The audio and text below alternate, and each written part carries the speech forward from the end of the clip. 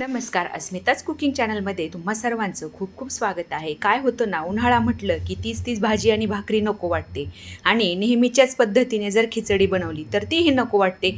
आज मी नवीन पद्धतीने तुमच्याशी भाताची रेसिपी शेअर करणार आहे. त्यासाठी सर्वात प्रथम 1 चमचा धने घेतलेले आहेत. धने चांगले भाजून झाले की नंतर त्यामध्ये छोटा 1 चमचा जिरे घालायचे. धने आणि जिरे अगदी खमंग कोरडेच भाजून घ्यायचे आणि नंतर थंड करण्यासाठी एका प्लेटमध्ये काढून घ्यायचे आहेत.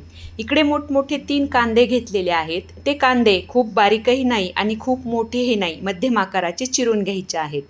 नंतर 2 टोमॅटो घेतलेले आहेत. ते टोमॅटोसुद्धा लांब चिरून घ्यायचे आहेत. टोमॅटो बारीक चिरून घ्यायचे नाही. अगदी मोजके मसाले आणि खूप कमी साहित्यात हा भात बनवून तयार होतो. आता इथे हा जो मी भात बनवत आहे तो मुळातच ओनियन राईस आहे, त्यामुळे मी यामध्ये कांदे खूप प्रमाणात घेतले आहेत. ना कढीपत्ता, ना जिरं, ना मोहरी, ना कुठलाही मसाला अगदी, परंतु इतका चविष्ट भात तयार होतो. आता इथे मी कुकर गरम झाल्यानंतर त्यामध्ये 2 ते 3 चमचे तूप घातलेलं आहे. तूप गरम झालं की यामध्ये खडे मसाले घालून घ्यायचे आहेत. त्यात 2 तमालपत्र, 3 मसाला वेलची, 1 हिरवी वेलची, 8 ते 10 काळी मिरी आणि 5 ते 6 लवंगा घातलेले आहेत. हे मसाले चांगले वास येईपर्यंत परतून घ्यायचे आणि नंतर हा जो चिरलेला कांदा आहे तो यामध्ये चांगला परतून घ्यायचा आहे. कांदा लवकर परतण्यासाठी थोडंसं दूध कांद्यावरती शिंपडायचं किंवा मीठ घातलं तरीही चालतं.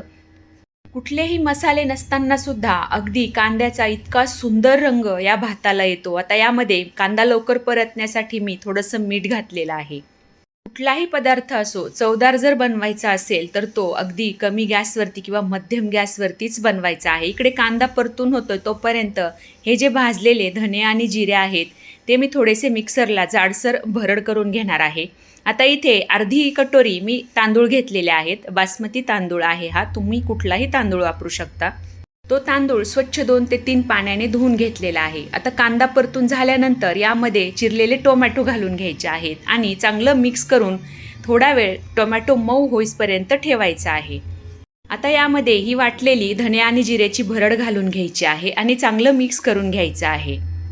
खूप प्रकारचे भात बनवले जातात, त्यातीलच हा एक ओनियन राईस आहे. चवीलाही अतिशय छान लागतो.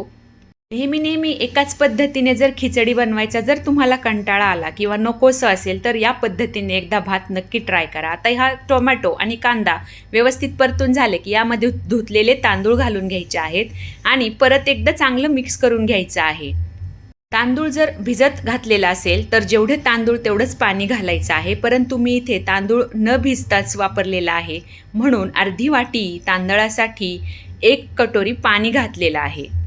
तांदळाचं नवीन जर असेल तांदूळ तर पाणी थोडंसं कमीच लागतं, परंतु जुन्या तांदळाला पाणी थोडं जास्त लागतं. आता इथे पाणी घालून झाल्यानंतर चवीनुसार मीठ घालून घ्यायचं आहे आणि मिक्स करून याच्या कुकरला 3 शिट्ट्या फुल गॅसवरती आणि 1 शिट्टी कमी गॅसवरती घ्यायची आहे.